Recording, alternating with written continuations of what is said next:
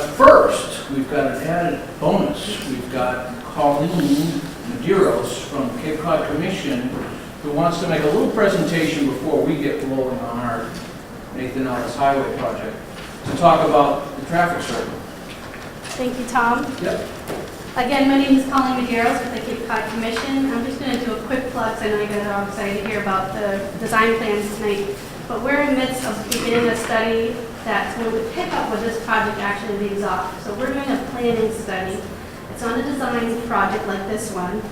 We're looking to see if there are future projects that could help the Mashpee Rotary and the intersecting roadways. So we're going to be looking at all 5 legs and going down to the next major intersection.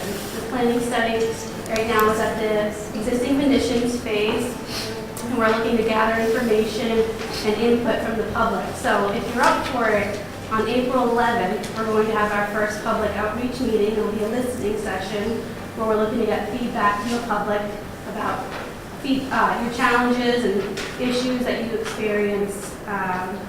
So that's on April 11th at 1 p.m. and at 5 p.m. in this room. So if you're up for it, we appreciate you guys attending, or you can always reach out to myself. If you can't make that meeting, you can take comments via email. And we have a project website. There's flyers on the table too, if you can take it with you. So we just appreciate that, and so that's our plug. So Terrific. Thank you. Thanks very much, Colleen. So just improvements all over the place. I want to mention that there's a sign-in sheet and some handouts for you over there on the table. If you want to sign in and let us know how you heard about tonight's meeting, that helps us to do a better job of reaching out for future meetings. Tonight's meeting is actually a legal proceeding, technically, in that it's a design public hearing. We have a transcriptionist, this lovely lady, Ann Carrington with Arlington Typing and Mailing, is capturing a verbatim transcript of tonight's proceedings. Your designer, the firm designing this project for you, is working for the town of Mashpee, and that's Stantec. And with Stantec, the project manager is Jill McLaughlin, and Stantec's traffic engineer designing the traffic improvements is Alan Cloutier. This lovely lady with the coffee is Linda Walsh. She's MassDOT's right-of-way compliance representative who will help the town acquire the necessary rights along the corridor to comply with federal regulations, because the project's going to be built with federal money. And that handsome gentleman in the green shirt is Sean Haney from our District 5 office. He's your design reviewer at Design Reviewer District 5. And again, I'm from Boston. My name is Tom Currier. And so the purpose of tonight's hearing is to present formally, in a very brief fashion, the right-of-way process. That's the legal requirement that we're accomplishing tonight. But more importantly, at least from our standpoint, not from Linda, but from our standpoint, is to hear your ideas, thoughts, criticisms about what we present to you tonight in terms of the project and the design we put together that Stantec has worked hard on. The town has invested quite a bit into. We want to hear what you have to think, because you use the road all the time. Nobody knows it better than you. We'll end up with a better project with your thoughts reflected in it. So that's why we're really here tonight. What else do I need to tell you? I need to tell you that we advertised this project in a couple of newspapers. Can you hear me, Ann? Okay. We advertised in the Cape Cod Times on March 7th and March 14th, and in the Mashpee Enterprise on March 7th and March 14th as well. Hopefully somebody saw the ads. Did anybody see the ads? A couple people, that's how you found out about it? That's good. It's very expensive. Those ads cost a fortune. And we don't think it's that efficient, you know? We're trying to figure a better way to let people know. Library door worked great. Library door, you have public postings at town hall, that kind of thing. I think we're help a lot. We're doing that now. The other thing is, this is funded with several kinds of federal funds. We've got transportation enhancement funds, highway safety improvement funds, congestion mitigation funds, lots of them. About 17 million is what the total construction cost will be at the end of the day, roughly. So we're still at the preliminary design phase. Things will shift a little bit, I suspect, before we finally advertise this. We're scheduled to advertise this in fiscal year '21. The cost is bigger than the Cape's annual roadway budget from MassDOT, so we're going to spread it out over a couple of years, '21 and '22.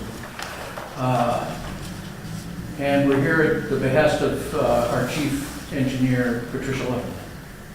My work is not done. I'm going to introduce Linda Walsh, who will now present the right-of-way process, and then we'll let Stantec present the project. And then we'll open it up to you and get your thoughts on it. Thanks very much. Thank you, Tom, and good evening. When the Commonwealth, acting through its Massachusetts Department of Transportation Highway Division, indicated it would accept this $17 million project for funding, your municipality accepted certain responsibilities. One of those responsibilities is to acquire all the necessary rights in public and private lands for the design, construction, and implementation of this project. My function is to review and recommend procedures that your municipality will use in acquiring these rights. The procedures used must comply with both federal and state regulations. The current design plans indicate that there are both permanent and temporary easements needed. The property owners impacted by this project will be contacted by your municipal officials. They will present the proposed impact to each owner and discuss the methods with which they may acquire the needed rights for the project. Frequently, municipalities will appeal for donations to minimize the acquisition cost for your community. However, donations are not required and property owners are entitled to an appraisal, review appraisal, and just compensation. Right-of-way documents will be provided to each owner to help them understand the acquisition process and how the project affects their property. Affected property owners' rights are protected under our Massachusetts general laws, primarily Chapter 79, and because this project is receiving federal funds, the property owner's rights are further defined under Title III of the Real Property Acts of 1970 as amended. I will be happy to answer any general questions concerning right-of-way activities during the open forum, and I will be available after the hearing to any specific questions you may have. Thank you. Thank you very much, Linda. So now, Jill, you Yes. do your thing. Let me just experiment with the lights a little bit, do you mind? I just want to see if, is that a little better? Is that okay? Yeah, then you can read stuff. Yeah.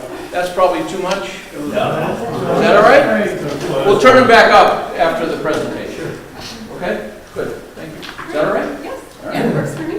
Okay. Thank you, Tom, and thank you, everybody, for coming out tonight. I think we had a great turnout, and I'm very interested in hearing everybody's comments and feedback at the end of the presentation. Oh, excuse me. Jill, can you stand next to the podium so that they can hear you on TV? Yes. Yeah. They've got the microphone, it's fixed. Okay. Oh, you have it in your hand? No. No. Okay. Good. And I'm sorry, what was your question in the back? We can't hear you. Oh, okay. I will speak louder. Just wave if I get too soft again. So Tom Currier's already gone over the introductions. My name is Jill McLaughlin. I work for Stantec Consultant Services, and we were hired by the town to do the evaluation and design for the Route 151 corridor project. And I'm here with Alan Cloutier, our traffic engineer, who's evaluating all the traffic signals and traffic-related items for the corridor. So tonight we're going to be going over just kind of where we're at today and how we got here, what the existing conditions are along the corridor, what our proposed design is going to be, what the resulting impacts are, both environmentally and with right-of-way, with the proposed design, what our anticipated construction is going to be, and then also what our next steps are moving forward. And then after the presentation, we'll open it up for questions and comments from everybody. So the existing corridor, the project begins at the Mashpee-Falmouth town line, and it extends about 2 miles to the east down to the Mashpee Commons, or just past the Mashpee Commons, just falling short of the rotary. It is a mix of residential, commercial, and industrial space. And Primarily, there's one lane in each direction, approximately 45 to 50 miles per hour, with exception to the commercial area near Ninigret that has a two-lane section heading towards Falmouth. There's minimal pedestrian and bicycle accommodations along the corridor. And the only section that we do have a 8-foot wide shared use path for pedestrian and bicyclists begins at Old Barnstable Road and then continues down to Franklin Hicks Drive. So there isn't much for this 2-mile stretch out here for pedestrians and bicyclists. There are 3 existing signalized intersections within the project limits. So there's one at Old Barnstable Road in 151, one at Frankie Hicks and Job's Fishing Road in 151, and then one at the Mashpee Commons. There are 4 high crash cluster locations along the corridor as well. And so what this means is that they are top 5% within the region for crashes, and this is really why we're here, is because we want to not only improve pedestrian and bicycle access along the corridor, but we also want to improve these intersections and reduce the number of crashes that we're seeing out there. So with the high crash clusters, what we do on projects is conduct a road safety audit. And what the road safety audit does is it brings together professionals from a bunch of different backgrounds, from design engineers to Mass DOT to also police and fire, and brings everybody to the site to evaluate what the cause of the high crashes are and what improvements can be made to reduce those crashes. So we actually conducted 2 road safety audits for the corridor. We had done one in July of 2014, at which time only the Old Barnstable Road intersection was registering as a high crash location. And then later on through the development of the project, 3 more intersections, Ninigret, Algonquin, and Job's Fishing Road popped up as high crash locations. So we conducted another road safety audit in July of 2018 to pick up those intersections. And the findings from both road safety audits were very similar. It was noted that there's high travel speeds along the corridor. For the commercial area, there were a lot of left turns, but really no clear storage lanes or areas for people turning left to wait in while they were waiting for a clear space to be able to turn. And then there was also inefficient signal timing, signal phasings, not enough clearance time from when one light turned red to when the other turned green. So these are all, and then again, the limited accommodations for bicycle and pedestrians. So these are all items that our proposed design is seeking to improve. So our number 1 priority with our proposed design is to improve safety for all users. So not only the vehicles that travel the corridor, but we're also looking to improve safety for pedestrians and bicyclists along the corridor. We're going to be upgrading the signal equipment at 3 intersections and also adding or extending turn lanes so that we're able to process vehicles better through the intersections more efficiently. We'll enhance pavement markings and signs, making sure that as people approach these intersections, they know ahead of time what lane that they need to be in to go to wherever they're heading. And we'll also look to remove any site obstructions. So if there's any overgrown vegetation that's restricting people's views when they're coming out of driveways or coming out of the side streets, we would look to clear that back and then open up the sight lines so it's easier for people to see oncoming traffic. For pedestrian and bicycle accommodations, as you remember from an earlier slide, today there's only an 8-foot shared use path from Old Barnstable Road down to Frankie Hicks.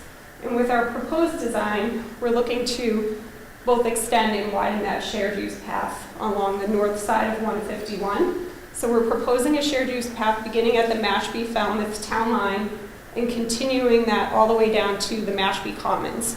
And that is going to be a 5-foot path that's used for both pedestrians and bicyclists. Because of the higher speeds on 151, we feel it is safer to put them in separate facilities from the vehicles. And then also on the south side, oh, sorry, 10-foot path. Thank you, Ellen. And then on the south side, we're going to be providing a 5-foot wide sidewalk for pedestrians. And that sidewalk is going to begin at Winslow Drive, and it's going to be continue to the east down to Joe's Fishing.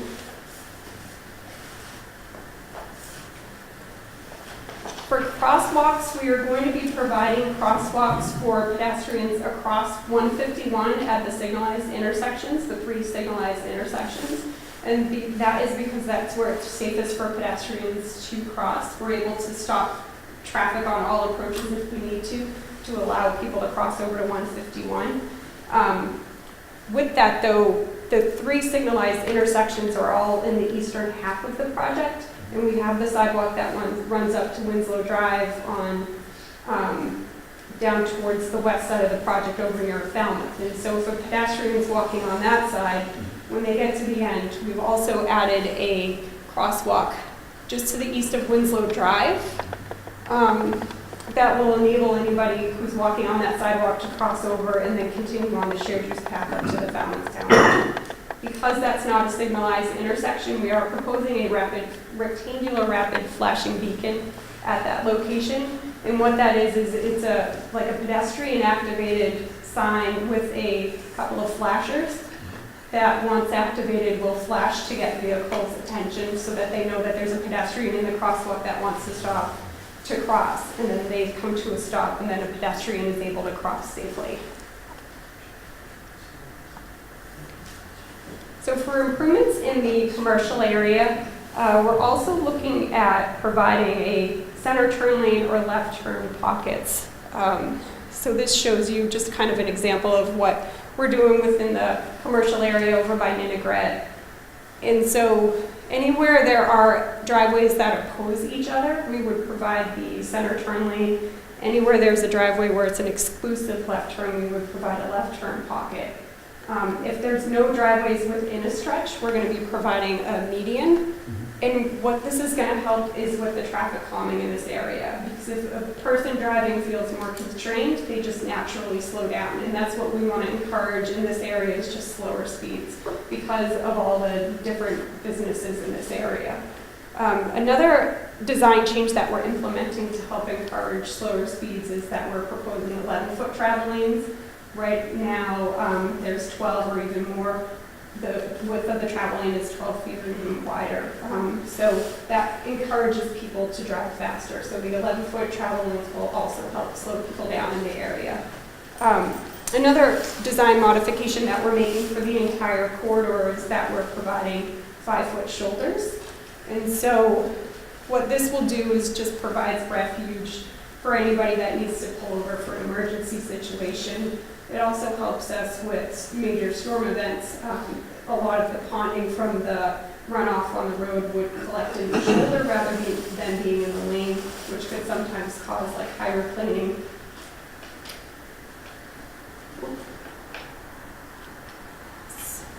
So at Old Barnstable Road, we're proposing to add exclusive left turn lanes, both on the south and northern portion of Old Barnstable Road, to help people exit out onto 151. And Alan will get into the traffic operations in just a little bit. And then for Job's Fishing Road, or the approach to Job's Fishing Road on Route 151, we're proposing to add a right turn lane for traffic turning onto Job's Fishing Road. And now I will turn it over to Alan to talk a little bit more about the traffic operations. Just wanted to clarify one thing as far as that crossing. That was an example one, so we don't have a median in this location of the crossing, so I don't want anybody expecting a crossing. So we have 3 currently signalized intersections. We're looking at what can we do we want things to be efficient through the corridor. We don't want necessarily people speeding, or we're not too worried about how fast can they get from one side to the other, but we don't really want some of the backups that do exist right now. So first at the intersection of Route 151, Old Barnstable Road, when we do all the analysis, we also look out in the future. So for this one, we're looking at 2031. And no build is, essentially, if we were to do nothing, and then build is with our project. One thing that I put it on all of these, about with proper clearance intervals, because this is true for all three of them that I talk about, is right now some of these, they have very short all red times, or sometimes, you know, the yellow times might not be what they need to be nowadays. There's, you know, MassDOT requires things to be calculated. The old days, it was kind of, well, I don't know, 1 second sounds fine. Now, sometimes that actually makes it a little tougher for me to be in front of a crowd, because I show people it getting worse when we, you know, plug it into the model. In reality, I would kind of argue that you can't really go if the guy in front, you know, coming from the side street is, you know, he just cleared through and he's kind of in your way. So sometimes it kind of hurts our numbers here, but then of course we're doing some improvements here that are going to, in many instances, more than offset it. So in the morning, at Route 151 Old Barnstable Road, on average, because, you know, we analyze it for every single turn, and if you really want to get into that, I could be here all night. On average, during the morning, without the project, would be about 35 seconds. With the project, around 32 seconds. Basically, there's an improvement because of that left turn pockets. Helps not so much the left turn, but it helps the throughs to get by the left turns. So we kind of got a little bit of a hit because we're, you know, making it safer to get through the intersection. But overall, we're more than offsetting it. Not much of a difference in the morning. It becomes much more apparent in the afternoon. I say afternoon, maybe more evening, because this is more the critical evening commuter peak. We did look at some of the school peaks as well when we're kind of developing some of the signal timing, just to see what is the worst of the worst. And also, generally, for the corridor, we counted in the summer. We also came back in September and we counted this intersection when school was in session because of the proximity to the school. We want to make sure we're basically analyzing the worst case scenario. So for this one, we're going to go from 53 seconds to 46 seconds. Well, I obviously have a single lane on Route 151, so you know, when you're stopped, there definitely is still going to be a little bit of a backup. Again, this is more summertime, so we are making an improvement here. An improvement capacity-wise on top of a lot of improvements that we're making safety-wise. At Jobs Fishing, Frank Hicks Drive, during the morning, it's at a C without the project. Oh, sorry. When I say C or B, we grade everything, A through F, kind of like a report card. The difference is a C is usually just fine, whereas you might not be fine for your kids. But F is, you know, generally thought of as failing. Although in some locations you might be okay with it. It kind of depends on the town and the area you're in. But generally we're going to go to 8. So I like to look at the number of seconds. On average, right now, without the project, you'd be waiting 33 seconds. It'll go down to 18 in the morning. Now during the afternoon is really why we're doing this. Is without the project, it would be on average 109 seconds. Which might not be too much of a surprise if anybody's been through there in the afternoon. With the project, it's going to be 33. And the big change here is that right turn pocket onto Jobs Fishing Road. It really just allows them to get out of the way of the through vehicles, allows more through vehicles to get to the signal. So if we didn't have the project, we do measure the queues. Or we, you know, estimate the queues. It would be about 1,200 feet. Still going to be long. It'll be 730 feet. But if you just think of it, that's 500 feet. That's, you know, you're going to have 30 cars less or something in front of you. So that's going to be a significant improvement during the afternoon. At Mashpee Commons is really not much of a change because we aren't adding any lanes to Mashpee Commons. During the morning, it's virtually the same. So our clearance intervals, like I said, that's why we got that 1 second, which if I didn't say anything would make me look, why aren't I doing anything to improve it? During the afternoon, we did find some improvements. Mostly, we're not adding any lanes, but we're going to be coordinating this signal with the next signal. So that way, generally, if you get the green light, if you're coming eastbound at Frank Hicks Drive, if you get the green light, you probably will also get the green light coming through here. So essentially they're going to be talking to each other. Not everybody, you might get cut off and be the last one, but we're trying to make those work since they're not really too far apart, and you also have that, one major street, we are going to be, run conduit between the two, having them run in coordination. So I guess kind of my little summary, and we're going to get into a little more detail with drainage and stuff, but kind of a little summary about what we're doing for the project. So the shared use path from the sidewalk is going to improve the access and the safety for pedestrians. Shared use path and also the shoulder, because there's some people that really like to fly, not too many, you get 1% of people, that they can actually bicycle in the shoulder. Also having that shoulder gives a separation, so there's just that much more distance. The car is away from the sidewalk. They're not going to be right on top of you. We have some grass buffers as well, but we also have that shoulder. We targeted improvements for safety for motorists, especially in that area of Algonquin and Inbrett. Right now, we have 2 lanes going, trying to remember, figure out, okay, that way. And those 2 lanes can be very difficult because you don't know, people might stop in the leftmost lane, can be turning from either ones. You might think it's clear, it might not be. So there's actually a lot of crashes out there. We're trying to keep things a lot more uniform, so you should know a bit better what's going on. We have some ideas are smaller, some are bigger. And of course, trying to reduce the speed or speeding is important. We discussed the turn lanes at Job's Fishing and also on Old Barnstable Road to try to get the efficiency, try to not have people block behind somebody else. And the turn lanes, the center turn lane, it's going to improve the access for business. If we can avoid it, we'd like to have people turning from the left turn lane or from our center turn lane rather than stopping in the through lane, especially with the speed of some of the vehicles out there. So it's going to be safer to make the turns in, and it's going to be easier to make the turns in. And we kind of touched upon kind of a couple sections up here. We have all the plans, so if anybody has a very specific question or concern, just ask us and we can go over it with you. So I think here, since it's drainage, I'm turning back over to Joe. Great, thank you. Yep, so just a couple more slides. So for our drainage design, where we are adding the sidewalk on the south side and the curving and shared use path on the north side, there is going to be more curving on the roadway. Right now, sorry, microphone. Thanks. Right now, a lot of the drainage just runs off the road naturally because there are a lot of sections without curbing. So now we add the curbing, we'll be adding a more substantial closed drainage system, but that drainage system will still feed into the same existing outlet points that are out there today. So we're not introducing any new outlet points.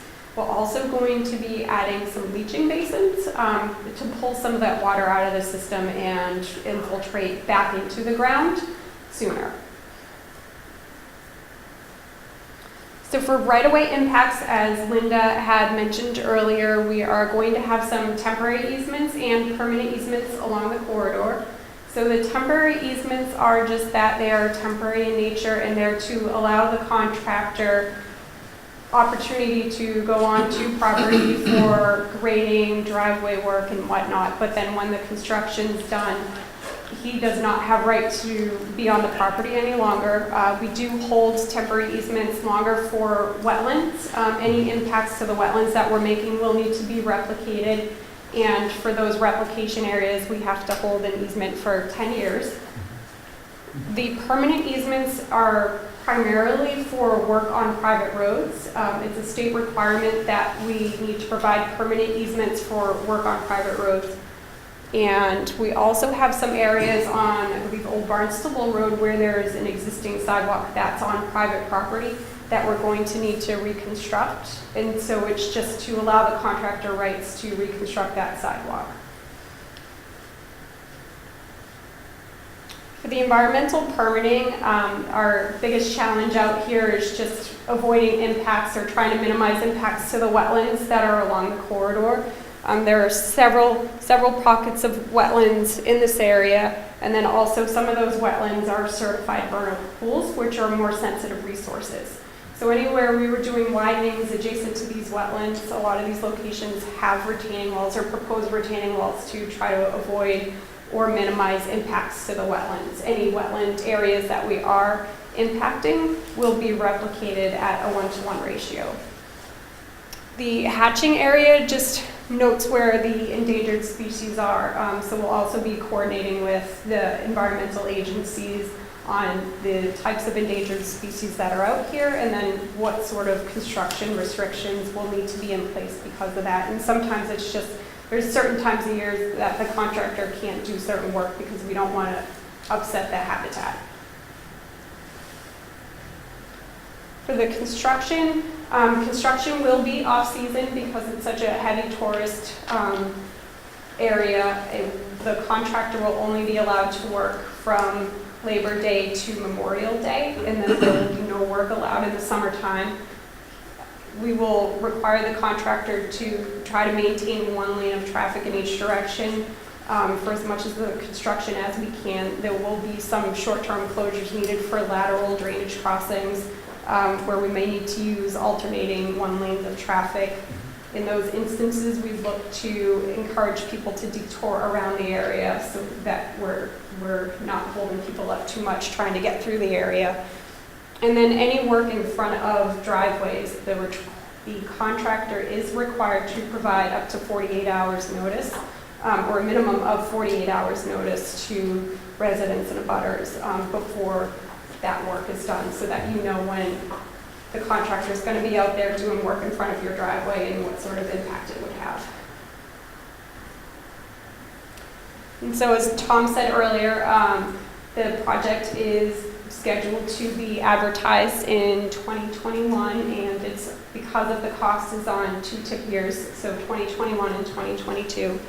And after the design public hearing comment period is closed, we will start to move forward with our 75% design submission. And then, do you want Beautiful. to say anything before? No, let me bring the Okay. lights up, Okay. and we can get to your comments and thoughts. Thank you so much, Yes, Joe. thanks. So that's it. That's a nice project.